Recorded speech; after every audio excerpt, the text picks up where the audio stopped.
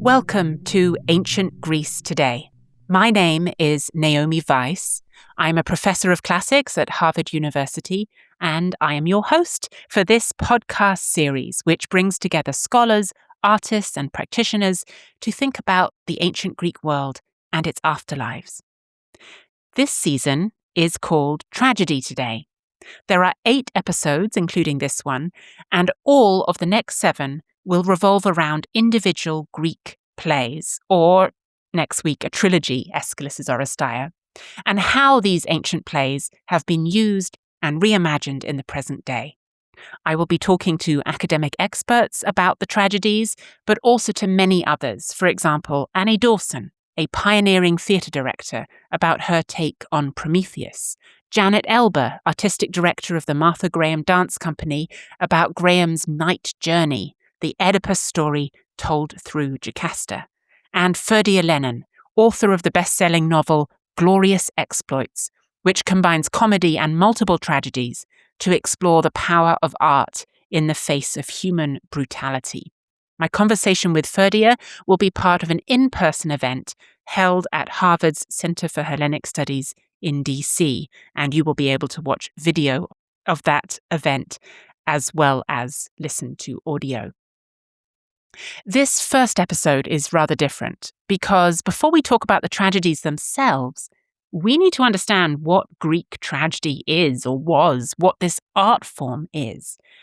To do this, I'm bringing in 2 colleagues in the field, Rosa Andújar and Josh Billings. They're going to help me. I'll chat with Rosa about the form or forms of Greek tragedy, especially the chorus.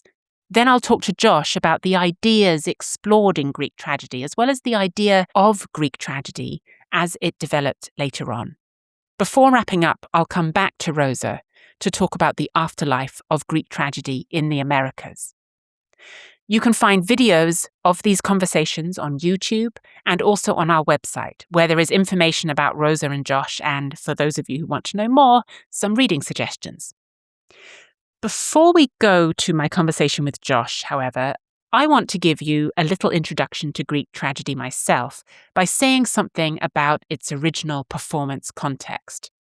We are talking about plays produced in Athens, Greece, in the 5th century BCE, that is the 400s BCE, 2,500 years ago. This is the era of classical Athens, when Athens became increasingly powerful and wealthy following the Persian Wars, and when it became embroiled in a long war with Sparta, the Peloponnesian War, which it lost disastrously at the end of the century. From this period, we have 32 full or almost full surviving tragedies, and they're by, or in a couple of cases at least attributed to, the big three tragedians, Aeschylus, Sophocles, and Euripides. There were many other tragedians, many other playwrights, and many, many more plays. What we have is just a fraction of those produced in the classical period, including those produced by these 3 playwrights. But even by the end of the 5th century, Aeschylus, Sophocles, and Euripides were regarded as supreme, their plays as classical, as representative of the best of Athens' cultural output. And as a result, it is their plays that survived over others. How did theatre come about? Its origins are very murky, so I can't really give you any clear account, but what I can say is that there was a big annual festival for the god Dionysus in Athens, likely going way back. But we know that by 534 BCE, it was fully established. It was a big deal. It was called the City Dionysia. Dionysus, as I'm sure you know, is the god of wine, but he's also the god of theatre. He's a god for whom people dress up, they put on masks, they dance in choruses. We have plenty of evidence for this in vase paintings in particular. It is in this context that plays start being performed. I can also tell you what Aristotle says about the origins of tragedy. He suggests that tragedy evolved from the dithyramb, a huge song and dance performance for the god. He also links tragedy to satiric choruses. That's satiric with a Y. Choruses of men dressed up as horse or goat human hybrids. Now, maybe. But what's interesting here is that already in the 4th century BCE, when Aristotle was writing, people were wondering about tragedy's origins. They didn't necessarily know what they were. However it developed, by the very beginning of the 5th century, the city Dionysia, that big festival, included a dramatic competition. 3 playwrights each presented 4 plays, 3 tragedies and a satyr play.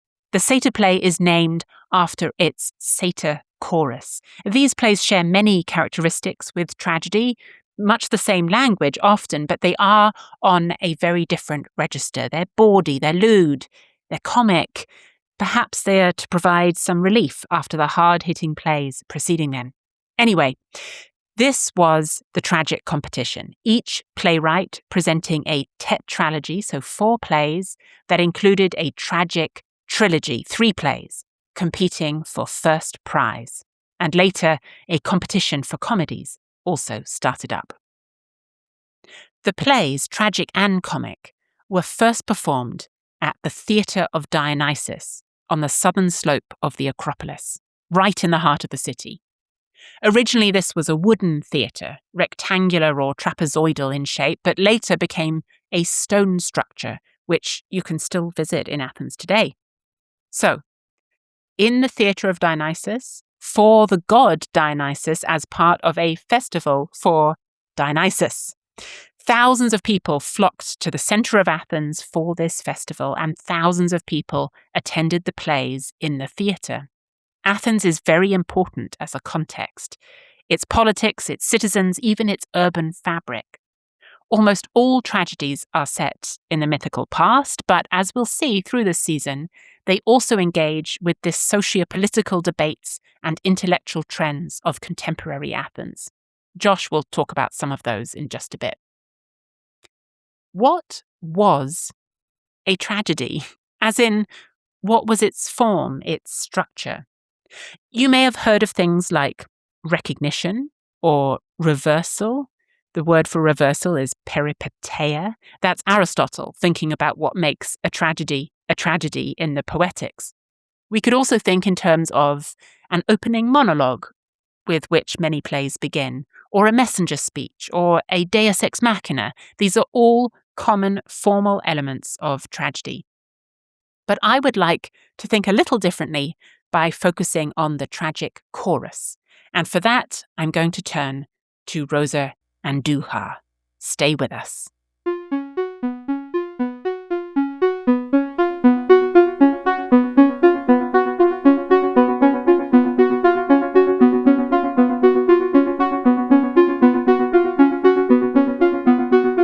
So first I am joined by, and I'm delighted to be joined by, Professor Rosa Andújar, who by the time you will hear this episode will be Associate Professor of Classics and Ancient Studies at Barnard College, Columbia University.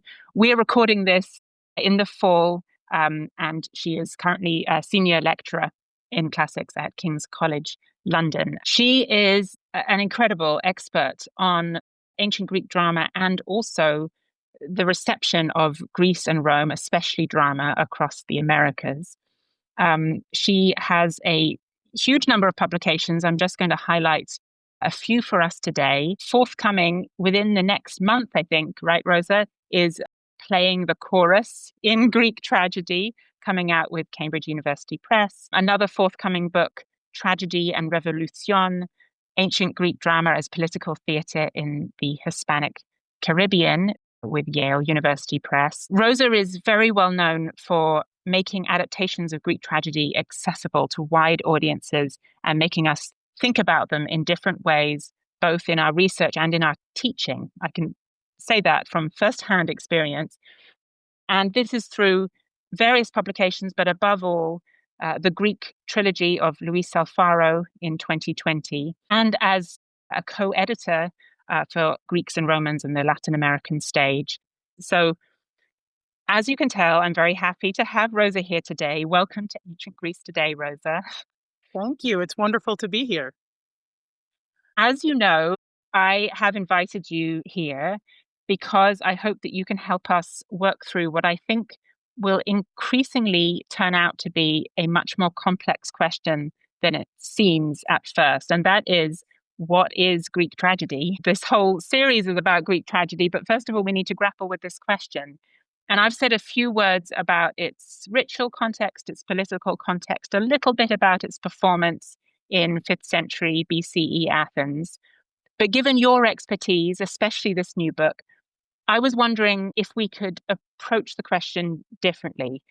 And the first way I'd like to do that is through the question, what is Greek tragedy at a more formal level? And also because it's closely related to form at the level of performance. And later we're going to come back to you for a different sort of question about the nature of Greek tragedy. Um, I've already mentioned to our listeners that Greek tragedy was a big musical production. There were actors, there was a chorus, there was an instrumental accompaniment, there was a mix of dialogue and speeches on the one hand and song and dance on the other. What more can we say about this art form, or how would you explain the formal structure of tragedy, or just what is tragedy to your students? Ooh, well, that is a huge question. I would first of all say that tragedy, I think, is interested in a series of rhythms. So, if you've already mentioned to your listeners the fact that there is song, there is speech. Greek tragedy is, I think, interested in these oscillations between speech and song. And at a very basic formal level, Greek tragedy is essentially comprised of various episodes that are kind of punctuated by choral song. So there is this sort of blend of speech and song that's at the core, at the heart of Greek tragedy. And connected to that, I mean, I would say that much more so than sort of the mythical medium, much more so than sort of political context, if we are to kind of break down or think about what is the most distinctive feature of Greek tragedy in comparison to other tragic traditions, it is the chorus that is at its heart. And it's the thing that kind of makes it Greek tragedy. Now, the chorus is obviously part of that formal element. As I've mentioned, the chorus is largely responsible for these songs that kind of stand in between these episodes where a dramatic action is unfolding. Characters, the three actors, sort of as they're split up into various characters or discovering things, questioning things. And then you have, at the end of these little scenes, you have the chorus sort of singing and kind of maybe perhaps expanding the temporal scope of the tragedy, reminding you of, through their songs, of events in the past of the city or, say, past crimes that some ancestor committed. So I think in a way that mixture of speech and song, or sort of episodes and song, is what makes tragedy. But the chorus, as I said, is basically what defines tragedy, what kind of gives shape to the drama. And I would say, sort of in a way, they do provide this kind of structural function, right? So you have that sort of contrast between the episodes and the songs. But I would say that, in addition to that, I mean, they are this group of people. I mean, we think, 12 or 15 that, from the time that they enter the stage, and by the way, they enter the stage in a very sort of grand manner. They do so by the ramps that accompany the sides of the theater. So they, it would have been a huge group of people arriving on the stage. And once they're on the stage, they are there for the entirety of the whole play. So in a way, they also, in addition to contributing to that sort of shape or structure or drama, they kind of define, they find the whole sort of dramatic space. They find the whole dramatic shape. When they exit, that's the end of the drama as well. So I guess you can look at them from this sort of very formal perspective of how they contribute to song, how their movements in and out of the stage kind of shape tragedy. I've mentioned very briefly that I think through their songs and through their contributions, they can broaden this temporal scope of the drama in a way. But I have to say, one of the things that I'm most drawn to the chorus, and that I think is something that we moderns fail to acknowledge or fail to sort of appreciate about them, it's not that they're just this formal feature. They are, but they're also quite flexible. They are imbued with a dramatic identity. So it is this group of 12 people that are there in every drama. They sing these songs, they occasionally contribute, but they themselves are imbued with a dramatic identity. And so what that means is that they themselves are also implicated in the action. They themselves are also part of whatever story is unfolding. And I would say that there's a flexibility or a plasticity to the fact that they can be imbued with these different identities, which I think was one of the things that gave tragedians some sort of freedom. So most tragedies from the ancient Greek world, from Athens, from 5th century Athens, with the exception of Aeschylus's Persians, are mythical, right? And so when you're dealing with mythical material, you are dealing with a set of stories, and there is a degree of innovation that you can introduce to these stories. But at the same time, there's not much novelty you can introduce in a certain sense, but you can control a chorus. So, for example, you have a story about, let's say, I don't know, let's go to Thebes, let's go to the family of Oedipus. I mean, you can't just suddenly introduce Uncle Bob or some random character that has nothing to do with the family. But what you can do as a tragedian is think about who your chorus will be, and who your chorus will be and how they interact with those characters in a way gives you different outcomes, or it allows you as a playwright to emphasize different possibilities. So that's what I would say. Of course, there's a lot of different things, formal, but also, as I said, they themselves are also implicated in the dramatic action. Yeah, I love that answer. Thank you. Because just to be clear to our listeners, Greek tragedy is often defined in terms of its chorus when we talk about tragedy as a genre. But what is really new about what Rosa is saying is that the chorus is a flexible thing. We tend to like to think of it as rather monolithic, as just a choral body, right? And that we even use the singular form for it in our writing about it, as if it's all doing they are all doing the same thing at the same time. And what Rosa is talking about is actually that it's something that can be very flexible. It can be broken up. It can be shifted around, and there can be surprising members of the chorus too. Sometimes in some plays, it's as if there's no reason for them to be there apparently at all. At least it's very surprising for the audience that they should be there, even if they make their presence, the reason for their presence clear. Um, I don't know if you have any ideas about our modern struggle with the chorus on the stage. Can you give a sense of why that is the case, or the range of ways in which it might be approached in production? Ooh, yeah, well, I mean, there's a long sort of complex history of why we treat the chorus, I guess, in a very rigid way. And it stems all the way, we can go all the way back to Aristotle, who himself was not very interested in the chorus or really much about spectacle. And so there are ways from Aristotle onwards where people have tried, I think, just to put it very simply and not to go into much detail, to kind of just fix the chorus with sort of a single static identity. And a lot of times that identity was always sort of juxtaposed with the actors, so the actors are, I mean, especially when it comes to philosophical accounts and much later accounts, sort of also from the 18th century onward, where people are interested in ideas of tragic agency. We're really interested in these actors and these characters and who they are and what they mean. And you can just also think about all the many political readings of Greek tragedy. And against, in sort of those intellectual traditions, the chorus just plays a very simple role. And that is, again, as I said, of contrast. And they tend to be reduced. If you look at tragedy under that lens and not through production or not through spectacle, you are essentially, sort of confining the chorus to, they're sort of a passive role. They're witnessing the action. They're sort of there, but not doing very much. And it has to do with the way in which I think, in the modern age across multiple societies, we don't have anything like it. So in 5th century Athens, I mean, the chorus as a collective, a group, obviously there's a lot of resonance there, thinking about what collectivity meant for the emerging, for against the context of democracy. There's all these sort of ways, I think, in which the ancient Athenians were interested in sort of thinking about dynamics between a group and an individual. But I think that group is never unified, I think, if you think about the context of democracy. They're interested in all the fissures that emerged. But anyway, so I think so that there's all these different things, and also the fact that in the 5th century city, a chorus is something that is obviously central to drama, but also is something that plays a huge role in all kinds of other institutions to do with education. I mean, there's all these ideas about a chorus as a social order. Anyway, there's all these things. And I think, when it comes to trying to make sense of the chorus from an intellectual perspective, it is quite easy to sort of reduce it to a single role, to approach it through production. And this is what I'm interested in and in my work. And I should say also that this also has to do with my own personal experience of being involved in plays. I should say I've only acted in one play a long time ago, but I've been involved in various productions as advisor.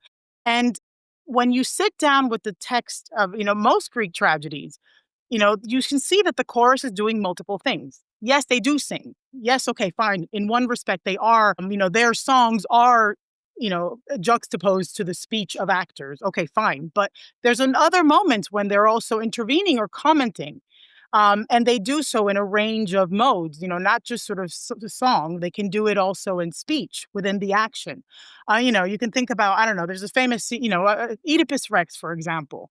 Obviously, there's some very famous choral odes there that are fascinating. But when you come to the scene where the Corinthian messenger comes in, and this is for those of you, I hope I'm not spoiling anything. So someone comes in from Corinth and sort of gradually reveals that Oedipus is not who he thought he was. He thought he was the son of the king and queen of Corinth. And there's a scene, this messenger is kind of revealing that, the king, your parents are dead, this king and queen of Corinth. And Jocasta is there on stage and it's slowly realizing that Oedipus is not who she thought he was. And suddenly, I think she rushes off stage. And we know that because the chorus actually says something like, oh my goodness, where has Jocasta rushed off in all this wild grief? And they express fear. They say something like, oh, I'm afraid that some grief will come out, something bad will happen. So the chorus can also comment, or they're also very much involved. I mean, yes, they're there witnessing, but they comment, and I think through those words, they're, letting us know. I mean, we don't have any stage directions. This is a big problem when it comes to tragedy, but it's only through the text or through characters' words oftentimes that you know what's happening. And you know that she just has rushed off to go off stage. And when women rush off in tragedy, it's never a good thing. It's never a good thing. Anyway, so that's just sort of a small example. I think, so there's multiple moments across a tragedy where the chorus is, it's commenting, it's interrupting. It's, it's looks like it's set up, to start singing a song, but then suddenly it does something else. So there are ways in which, even within sort of, even though they you could say they have this formal role, they're still very much adaptable or flexible. And I'm interested in that plasticity. And I think thinking ahead to, how do we produce Greek drama today? I think we have a lot more options than we might expect, because we usually are used to working within these rigid traditions. But I think actually there is evidence if you look at ancient performance, if you look at the text, even though they can be quite limiting, there is evidence for multiple choreographies, let's say, beyond a single, chorus singing as a unified group.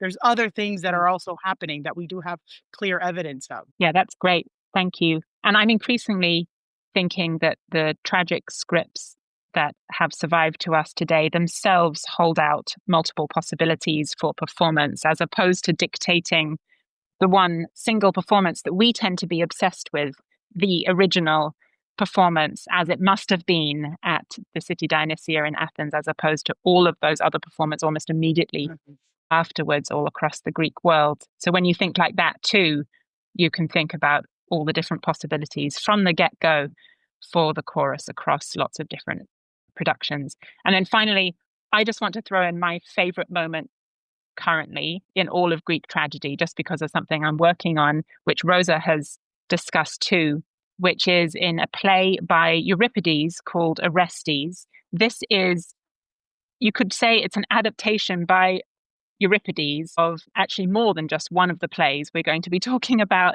in the next episode, Aeschylus's Oresteia. But anyway, we don't need to get into that. What I want to just mention is the moment when the chorus comes on stage, and the protagonist at that point in the drama is Electra, and she immediately tells them to shut up, be quiet, don't be a chorus at all. And so you're left wondering, what kind of drama is this? Because if you're shutting the chorus up, can it even be a tragedy?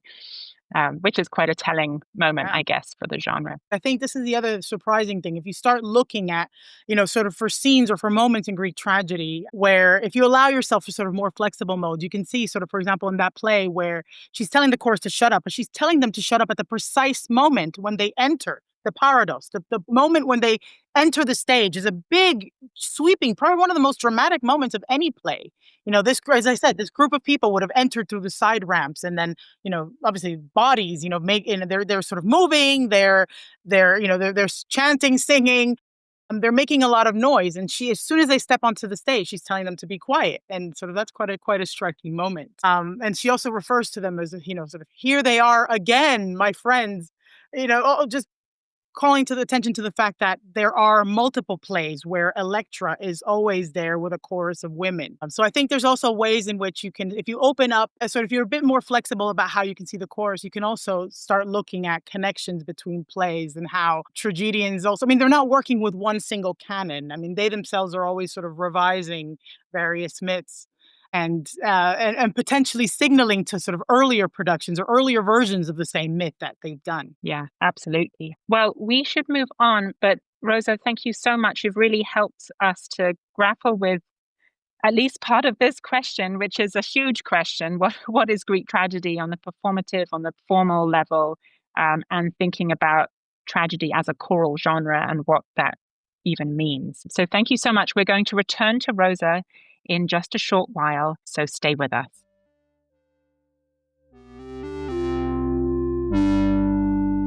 So now I am joined by Josh Billings, coming to us from Princeton University, where he's a professor of classics and comparative literature and also the acting chair. I'm especially delighted to have Josh with us because of his extraordinary expertise. He's written 2 fantastic books, The Genealogy of the Tragic, Greek Tragedy and German Philosophy, which came out in 2014, and The Philosophical Stage, Drama and Dialectic in Classical Athens, which came out in 2021. Lots of chapters and articles too. He's currently working on a play which actually we won't be covering in this podcast, a commentary on Euripides' Hippolytus, and a new book which I believe is provisionally entitled After Philology. Welcome, Josh, to Ancient Greece Today, and thank you so much for being here. Thank you for having me. My pleasure. So in this episode, we're thinking about the question, what is Greek tragedy? I've talked about this in terms of the murky origins of tragedy, as far as we can make them out, and the immediate context for the premieres of these plays. So the City Dionysia, the big religious festival in Athens once a year, but also briefly the political context, democratic Athens. We've also heard from Rosa Andújar about tragedy's form, especially in terms of the chorus. And we're actually going to return to Rosa a little bit later to hear about a few examples of how Greek tragedy appears now in contemporary theatre. But I was hoping you could help us to approach this question, what is tragedy, in a couple of other ways. The ideas, plural, of tragedy, and the idea, singular, of tragedy. So, first, the ideas. By this I mean, what sorts of big questions is tragedy as an art form engaged with?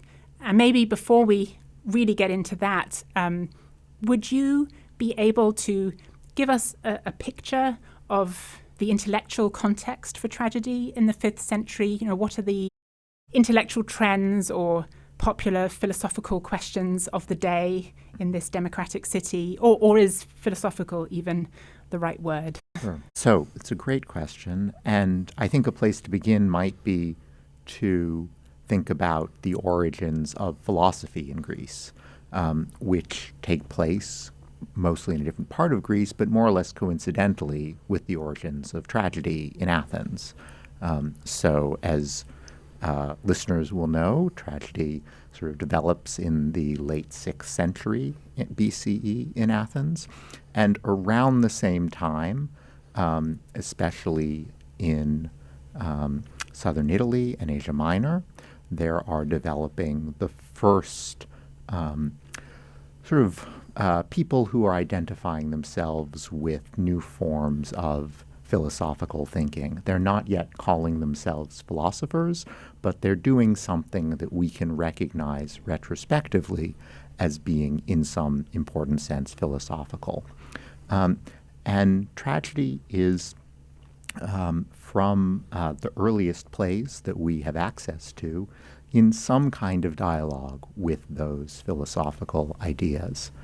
The ones that I tend to find most kind of interesting and compelling in my own work and thinking are ideas about the state, ideas about the gods, and probably ideas about the self.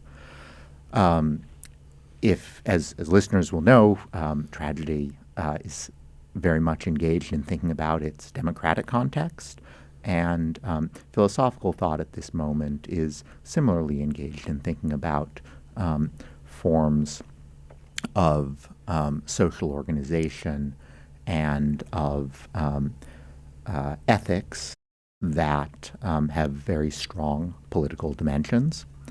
To move on, the second topic I mentioned was the role of the gods, and there philosophy is really thinking through at this moment what comes from the gods and what comes from human beings, what is inborn, what is developed by custom, and how to understand the relationship of human culture to a sort of divine noumenon. And that, in my mind, is one of the central questions that tragedy is always thinking through. How do humans exist in a world that is not created for them and in many ways seems to be created against them? The third context I mentioned is tragedy's thinking about the self. That's another area in which, especially later in the 5th century, people were coming to maybe think more critically about the role of the individual within society and about the ways that an individual is one or many, about how it is that people come to sort of be themselves. And I think at the broadest level, tragedy is often interested in that question of how it is that human beings are formed and in relation to what sort of internal and external forces those formations take place. That's fantastic. Thank you so much. I think maybe before we delve into a couple of those questions in relation to maybe a couple of specific tragedies, could you offer some ideas on what it is about tragedy that makes it a good place to enter into these sorts of debates, this sort of discourse? It's not something we would necessarily expect in a massively popular play today. So why this medium for exploring those sorts of things? It's a great question, and I'm not sure there's one answer. But maybe I'll give you a couple, and that at least as a start to an answer to a question. I think one reason that tragedy has this sort of elective affinity with philosophical questions has to do with just the formal constitution of tragedy. So the way that it is so much created by dialogues between individual speakers, and those dialogues and the speeches within them tend to be long and discursive, and that allows for a kind of in-depth exploration of different ways of seeing the world, which I think is sort of central to tragedy as a form. Another way is getting more to sort of that last topic I mentioned, the self, and especially in its relation to society, the dichotomy between protagonist, actor, and chorus is also a way that tragedy, just in its formal context, in its formal constitution, almost necessitates a kind of back and forth and a kind of push and pull between these different demands, and that stepping back and thinking about that push and pull is really essential to thinking of through these philosophical questions. I suppose the other thing that I would mention is that tragedy, as your listeners will know, is performed at a festival of Dionysus, and there is tragedy is a ritual form. It is performed within the context of a ritual, and so one of the, I think, persistent sort of aspects of a tragic consciousness, or of the consciousness of tragedy, is that the gods are watching and that the gods are nearby, and that so tragedy is quite centrally, I think, concerned with the role of the gods in human life because of its place in a religious or ritual context. That's really helpful. Thank you. Since we're on the topic of Dionysus and the role of gods in human life, one of the plays we are going to get to toward the end of this season is the Bacchae. And I know you have thought a lot about the Bacchae. Could you tell us just maybe a little teaser of your work on the Bacchae, what you think might be going on there in terms of these sorts of questions? Yeah. I think what the Bacchae, in sort of, as if I set out the three questions as being sort of about the state, about the gods, and about the individual, the Bacchae is one of the places where those three most sort of come together and in some ways collide. It is quite centrally focused on the god Dionysus, who begins the play and appears throughout it in the guise of a human religious mystic of some kind, and who comes into conflict with the state as he finds it in Thebes. And in that conflict, we see, I think, a sort of negotiation about what human beings owe to the gods versus what they owe to political rulers. And we also see a negotiation on the sort of level of the individual, of how the individual relates to society and to the gods, as the human protagonist, Pentheus, who is the cousin of Dionysus, comes in, and the ruler of Thebes, comes into existential conflict with the god and with Dionysiac ritual. And we see over the course of the play his kind of sense of himself and progressively break down to the point that he is on the verge of madness or is fully mad. And in that state, he is manipulable by the god Dionysus in ways he would never be otherwise. And I think that staging of the sort of breakdown of the self in Bacchae is describing in some way the sort of the weight or the danger of living in a world that is full of gods. And the play, on the whole, in my mind, gives quite a sort of equivocal and ambivalent view of the way that human beings should relate to divinity. Yeah, I'm sure you're right.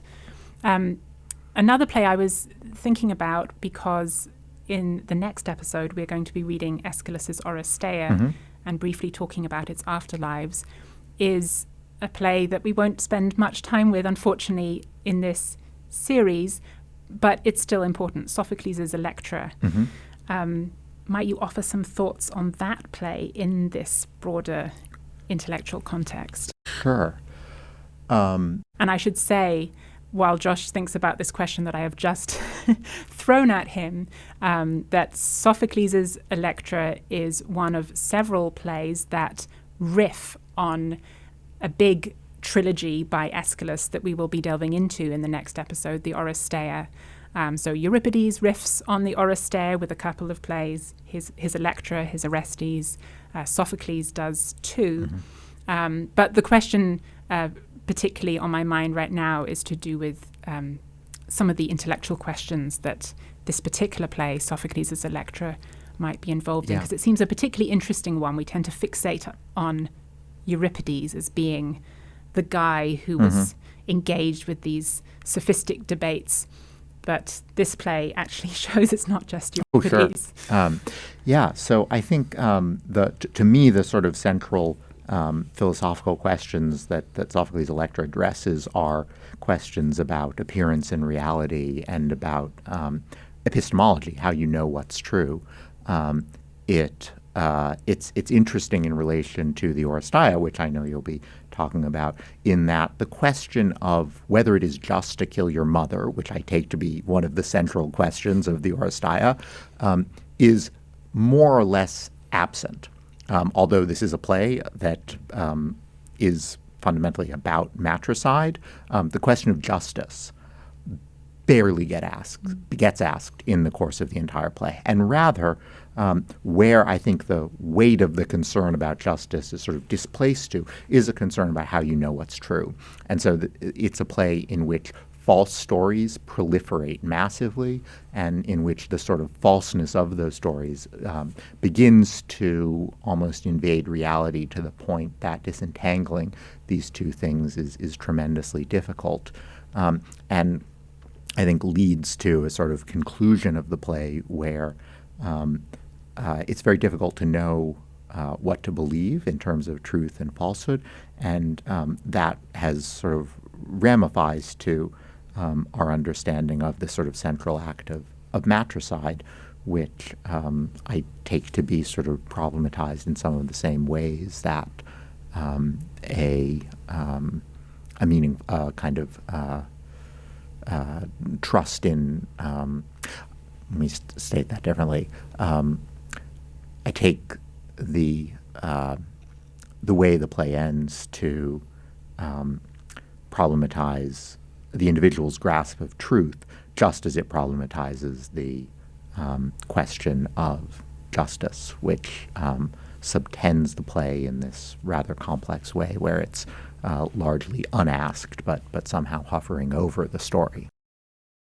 Yeah, this is one of the reasons why I increasingly like Sophocles' Electra.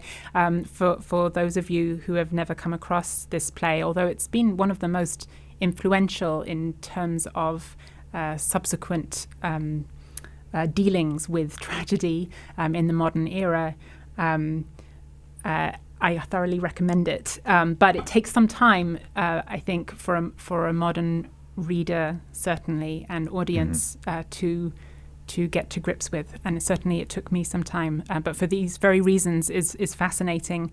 And I think it's really dealing with the nature of theatre itself, too.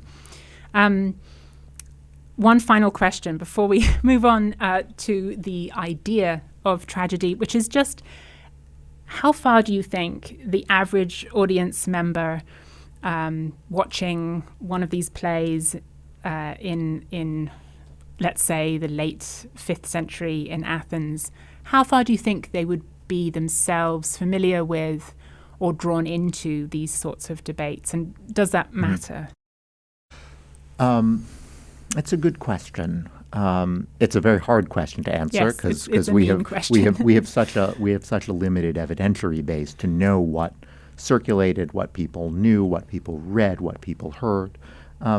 But I think I take tragedy to be.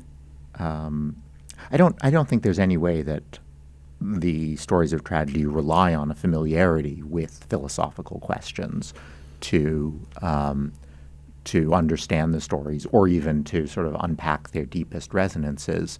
I think of tragedy less as a sort of response to what's going on in philosophical thought at the time, and more as a parallel version of philosophical thought.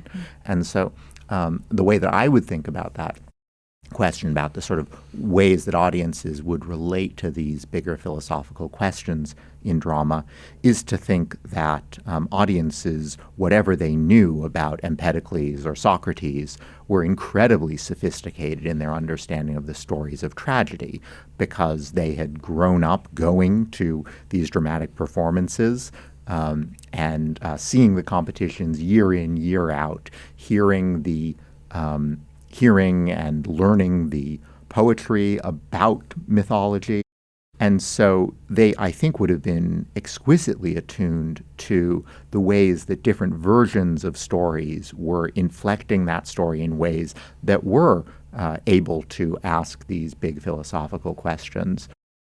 So, and that's what so I take tragedy to be doing a sort of parallel work from philosophy, even as there are also moments of sort of exchange between the two. But I think an audience could be totally ignorant of the exchange and still see the depth of the philosophical work that tragedy is doing. Yeah, I agree completely. Okay, let's move on for the sort of second part, but shorter part of our conversation to, as I said, the idea singular of tragedy. This is something I know you have thought a lot about, especially in your prize-winning first book. Could you explain what you mean there by the idea of the tragic, or what people have meant by this idea? Yes. So I think a way we might be able to start by thinking about this idea of the tragic emerges from a very particular philosophical context at the end of the 18th century and the beginning of the 19th century. And that's a moment in which the major philosophical questions are about on one hand, about human freedom and sort of determination, freedom and necessity. And on the other hand, they are about the state and society.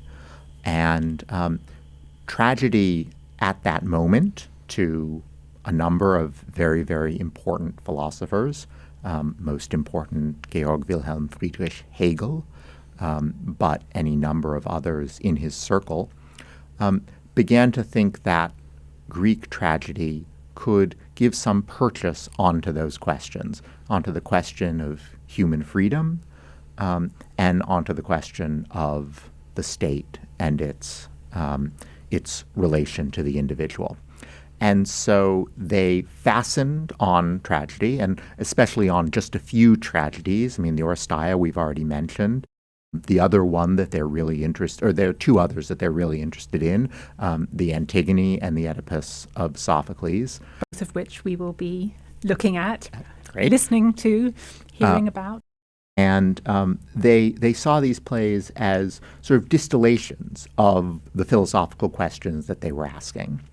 And they began to think about their own world almost in terms of tragedy, to use tragedy as an explanatory model for these central philosophical problems. So it almost sort of reverses the way that I was talking about tragedy in ancient Greece, where tragedy is thinking through these philosophical problems which are contemporary to it in the late 18th and early 19th century, and this tradition really continues well into the 20th century and maybe even up to today. People were really using tragedy to do the philosophical work that they felt that philosophy in its sort of discursive form was often actually incapable of doing, that there was something about drama, about the way that it put individuals on stage that could access versions of truth that philosophy would reach toward, but, and this depends on which philosopher you ask, but may or may not actually be able to touch itself. When you were exploring all this for your first book, which philosopher did you find most interesting in this respect? Well, I got interested in this topic through working on Nietzsche, who in a way is a sort of latecomer to this tradition of exploring tragedy, but who finds in Greek tragedy the sort of the answer to the philosophical questions he is dealing with in 1871 and 1872 when he publishes The Birth of Tragedy. And takes the sort of model of tragedy and makes it into an explanatory model for the sort of fundamental drives in ancient Greek existence and in human existence more generally. And I sort of worked backwards from Nietzsche, who's the writer who sort of first turned me on to this problem or this issue, and worked backwards, and then learned more about Hegel, who I already mentioned, about Schelling, a friend of Hegel and a collaborator at times, and about their mutual friend Friedrich Hölderlin, who is best known today as one of the greatest poets in the history of the German language or any language, and who is also, as we've increasingly come to understand, a very, very important philosopher in his own right. And so it's really that sort of triad of Hölderlin, Schelling, and Hegel that I was most interested in. And those are also the people who have sort of had the greatest influence on modern ideas of tragedy from that period. Great. So could I finally push you on that last part? Can you give us a sense of how their ideas or the idea of the tragic develops into the modern period, and how far into the modern period? Yeah. One way, one way to answer that is to sort of trace a philosophical lineage. And that philosophical lineage would sort of run through the folks I mentioned, through Nietzsche, through Walter Benjamin, through Heidegger, and it's mainly a sort of German philosophical tradition, and it intersects with existentialism in some interesting moments in the mid-20th century.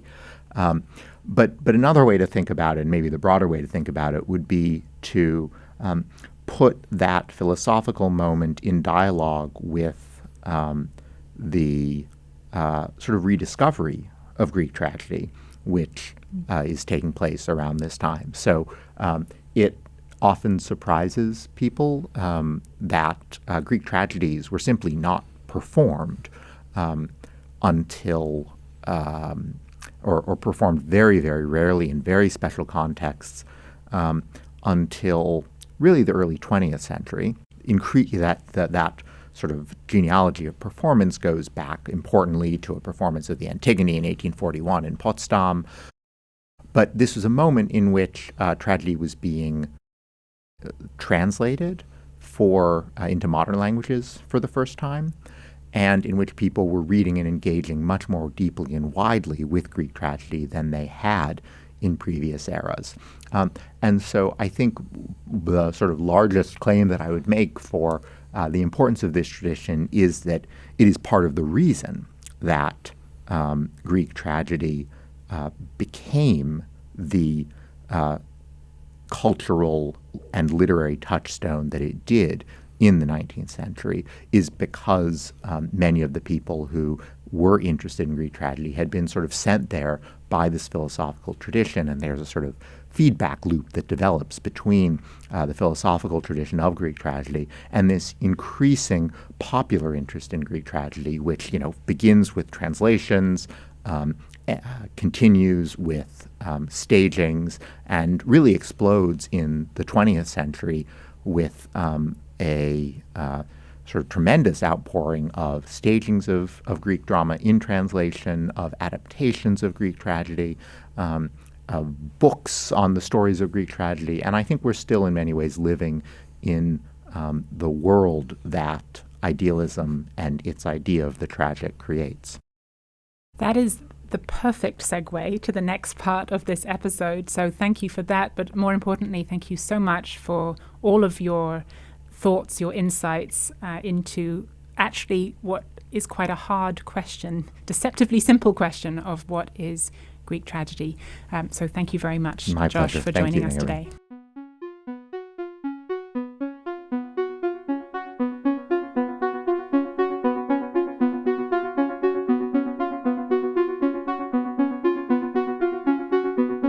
So we are back with Rosa for the final segment of this episode, What is Greek Tragedy, to begin with. And previously, Rosa helped us think through what is Greek tragedy as a choral genre and more broadly at the level of form and performance. Now, I'm hoping we could talk about this question yet again in a different way. We've heard from Josh Billings about the idea of the tragic in late 18th and 19th century German philosophy and how that, some of the ways in which that comes through into the modern era. But I now want to fast forward to the 20th century and 21st century and give a little taster to our listeners about some of the ways in which Greek tragedy has been adapted, performed, used, transformed in the last 100 years or so. And I'd like to shift our focus away from Europe and toward the Americas. So Rosa is a wonderful person to do this with, to think about what is Greek tragedy, but now in terms of the contemporary stage. There's no way to address this question fully in the space of 5 or 10 minutes, of course. That's what this whole series is about in many ways. But I was hoping that we could just get a sort of little sense of the landscape. What I can say is that, if we're just focused on the US context, we could think about how it takes a while for Greek tragedies to become popular in the US, as opposed to in Europe, where they start being performed in the 16th century. There are some productions in the 19th century, mostly on college campuses. In the late 19th century, early 20th century, there are the big hitters, Medea, Oedipus, Sophocles' Electra, Trojan Woman. Trojan Woman will get to at the end of this season. That becomes really popular with World War I onwards. And then if we're focused on the US, there are particular productions that would often be part of a kind of potted history of Greek tragedy through the 20th and into the 21st. And probably one of the ones at the very beginning of that would be Eugene O'Neill's hugely successful Morning Becomes Electra in 1933, which later becomes a very successful film. And many new adaptations in this country, especially since the mid-20th century. But I was hoping that you could fill that picture out maybe a little in broad strokes, widen our lens so that we're thinking not just about the US, which will dominate our discussions for the rest of this podcast, but about Greek tragedy in the Americas, plural.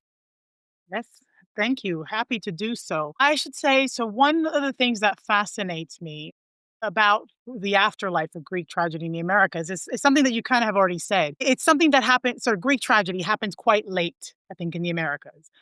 So you just mentioned this in comparison to Europe, where you have various productions and interests since the 16th century. And I say not just the United States, but across the Americas, it's really mostly sort of a 20th century phenomenon, or a 20th century and onwards phenomenon.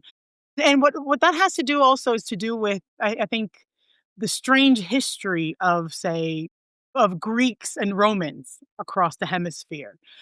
So there was an interest, I think, especially looking at the U.S., I think specifically in the colonial period and the revolutionary period, up until even the 19th century. There were tragedies that were in the mold of, or sort of based on classical material, but most of them were based on Roman material. I think there was an early tragedy about Cato. There's stuff to do like titles like a Roman Father, very popular play about Dido. And I think this is also something that also traveled south to Argentina, present day Argentina and Brazil. So there's a lot of sort of tragedy that was billed as classical, but always sort of with Roman material. And in general, I think that kind of helps us think a little bit about the afterlives of Greco-Roman antiquity across the hemisphere. And, as you mentioned, I think especially in the United States, in the late 19th century, you start getting college productions of Greek drama. I guess people are aware of this thing that is Greek drama. And I think it becomes a little bit more accessible, where,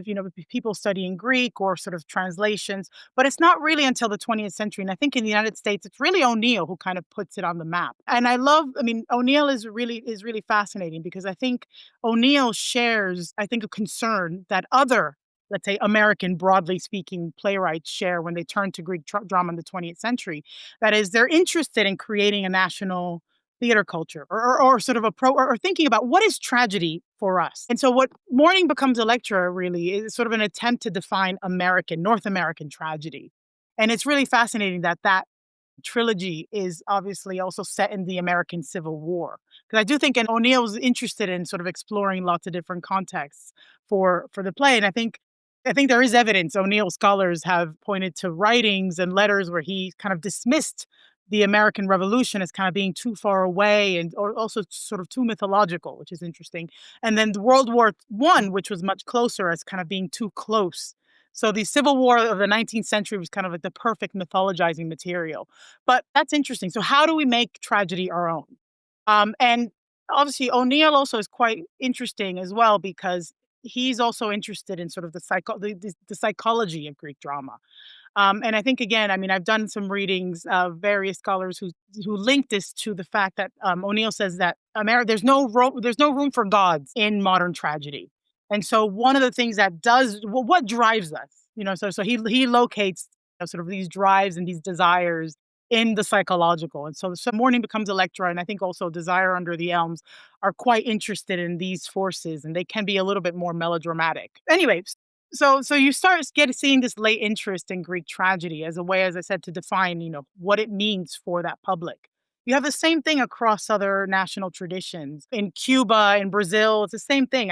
People start turning to, we need to define a national theater culture. People really start turning to the theater because it is sort of one of the most preeminent modes of, obviously, entertainment, but it's something. The theater obviously has this long history, and all these people who are engaged in these sort of conversations or intellectual thoughts about what theater is and what it could be, they also eventually talk about the Greeks, and they want to sort of be part, or lead their countries into this sort of broad, 2,000-year-old tradition that was political, that did sort of speak for the time. And I think so. So there's these. So I think Greek tragedy. So I guess just to sort of summarize, is sort of linked, or you find Greek tragedy in these sort of broader conversations about who we are, who we want to be, and these are conversations that are really start happening in the 20th century. Do you have? Thank you. Do you have a couple of favorites? You've worked on so many adaptations of Greek tragedy from many different places, but I wonder if there's a couple of favorites right now, for whatever reason, whether it's the form the Greek tragedy takes, the ways in which it's transformed, or the sorts of messages that it is used to convey.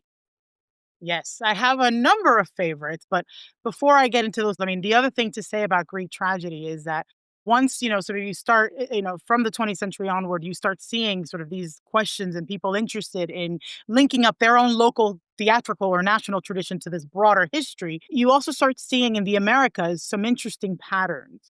So before I get to my example, I'll just say briefly, Antigone is a play that really sort of becomes its own sort of it has its own sort of particular history. It becomes its own sort of powerful force across the Americas, and especially in Latin America. There's a scholar from Argentina who wrote a book, one of the first books exploring the relevance of Sophocles' Antigone across Latin America, and called it a Latin American play. Because Antigone is about, you can think, obviously the conflict between Antigone and Creon, and there's this whole thing about the individual and the state. It becomes a perfect play to discuss all kinds of sort of horrible things that happened when it comes to sort of state oppression, dictators. And so I think almost every country across the Americas has an Antigone, where they're kind of interested in exploring all kinds of fraught and horrible recent histories to do with political oppression. So I think once we start looking at Greek tragedy across the Americas, you can also just start to see how certain plays sort of take a life of their own. So that's just a general thing that I kind of wanted to point out, that it's just maybe I should say a favorite fact about looking at Greek tragedy, not from Europe.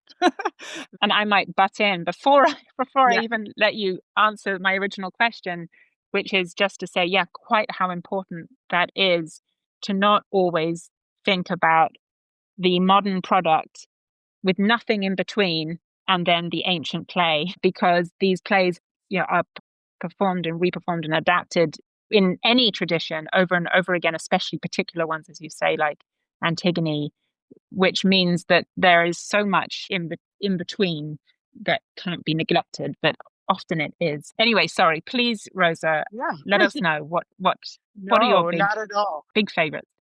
Yeah, so I think in terms of my favorites, I mean, I should say so in general, there's a lot of tragedies that kind of have a surprising afterlife or surprise, sort of folks across the Americas can sort of spin or emphasize new or novel aspects of the myth. And so one of my favorite plays on the level of sort of mythological innovation is a play from Cuba that was originally, I guess, written or performed in 1948 by Virgilio Piñera, and it's called Electra Garrigou. So it's, in many ways, I know this now because I have looked into this. So he was interested in the myth of Electra, like O'Neill. And in fact, he had read O'Neill.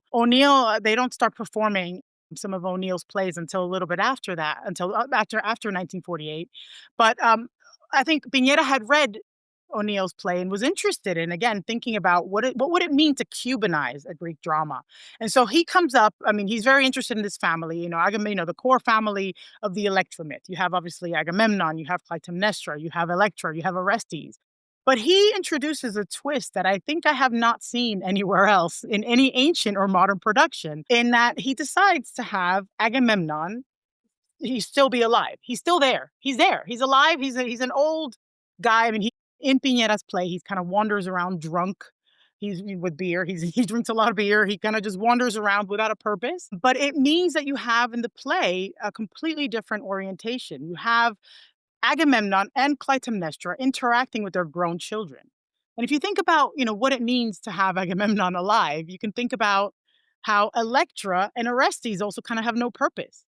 He never died, so Electra is not full of grief and there's no wailing. Orestes never left, so they're all there. And so I love it. I think it's almost like kind of like a Euripidean flair to do this kind of thing. Like what would happen if? It's kind of like a strange thought experiment. Exactly. But what I like about it is not only sort of that level of innovation, but it's also the ways in which he brings in or interjects various sort of prominent Cuban elements into this play. So I should say from the outset, it's called Electra Garrigou because obviously you have the same names and the same kind of structure of the ancients, but they have a Cuban last name. Garrigou that's their Cuban name. But in addition to that, you have, in the course of the play, I hope this is not a spoiler alert, both parents die, but Clytemnestra is actually poisoned by her son with a papaya fruit. So that's there's there's a ritual there that kind of that mimics. There's a sort of a cockfighting ritual that's in there. That's a very Cuban thing that is kind of like another way of bringing in like a more modern day ritual into this play of ancient rhythms. You have a chorus that is singing to the tune of the Guantanamera song. So by injecting these elements, he's also very visibly kind of Cubanizing and appropriating the tragedy and making it sound and look Cuban. The characters are also dressed in sort of very visible Cuban clothes, like the guayabera. I don't know if you've seen this sort of linen shirt, tropical shirt that a lot of men wear. Like this is what these men are wearing in the play. And so there's this interesting, as I said, innovation in terms of like messing around with the myth and helping us sort of rethink or focus what is this play really about if you were to change a couple of things, but also this huge interest in kind of appropriating it and making Greek tragedy speak to the Cuba of the time. And so I mean, yeah, it's my favorite example for that, but not just that, it's that play in particular. To me, it's also kind of it's fascinating because of the multiple receptions it's had. So this is the other thing about, looking at Greek tragedy from the Americas versus Europe, is that sometimes you have audiences or publics, even within the same country, within even a short space or a few years, having completely different reactions. So this play, as I said, Piñera is someone who's very interested in theater. He did spend some time abroad. He never had any Greek, it doesn't matter, but he read these plays in translation. So he knew He kind of came across Greek tragedy through his various readings and travels. But a Cuban public, so when it first premiered in 1948, everyone hated it. So at the time also, Cuban theater was really interested in kind of establishing or developing a Cuban, developing a Cuban theater. But what it meant in the 40s, I think most of what they had, most of the productions across Havana were, uh, you know, presentations of European, especially European and some North American plays, but especially European plays.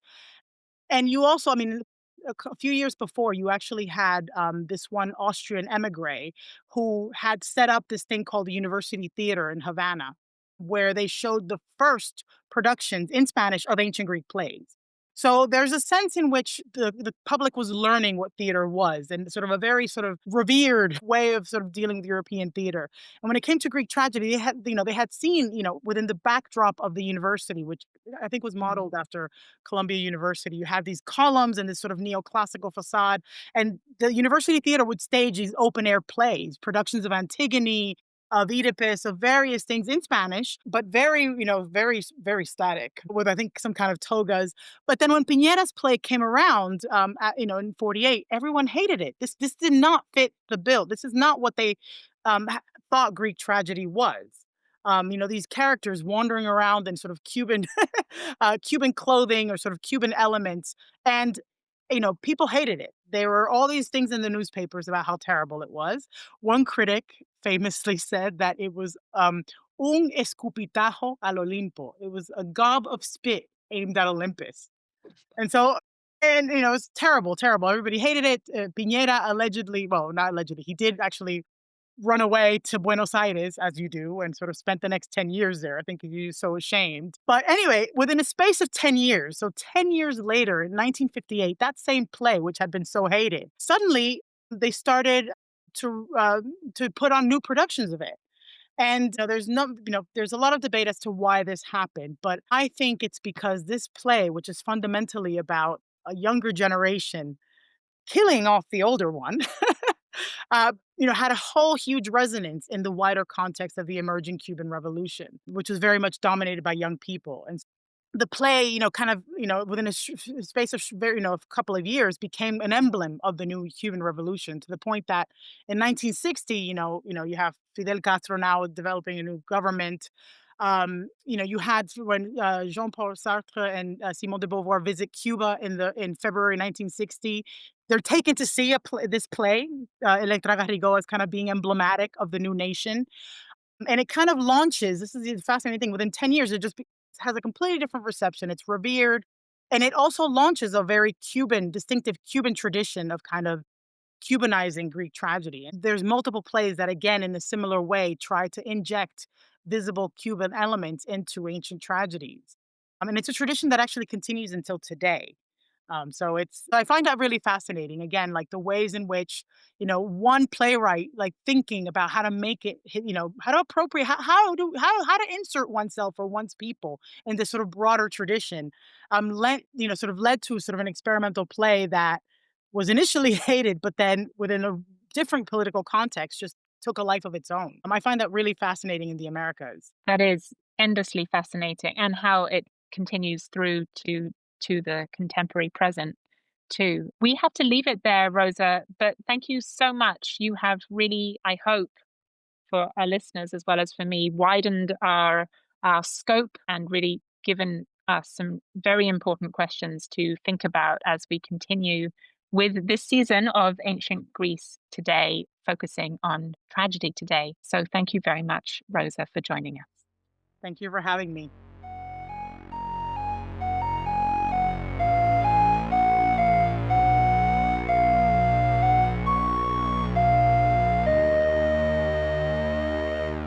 Well, I hope my conversations with Josh and Rosa have given you a sense of some of the ways we can think about Greek tragedy, some of the questions it raises, some of the forms it takes.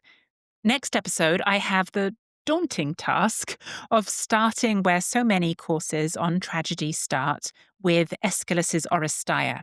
Not one tragedy, but three or four, if we include the satyr play. I'll get into that. Be warned, it's going to be a long episode simply because there is so much to cover across these plays. I'll be talking to Aphrodite Angelopoulou, a professor at the University of Southern California, about tragic emotions, and also with Larry Tai, a best-selling biographer, about one of the most famous uses of Aeschylus in U.S. history, Senator Robert F. Kennedy Sr.'s quotation of some lines from the Oresteia when announcing the assassination of Martin Luther King Jr. in 1968. So, thank you for listening today, and I hope you join me next time.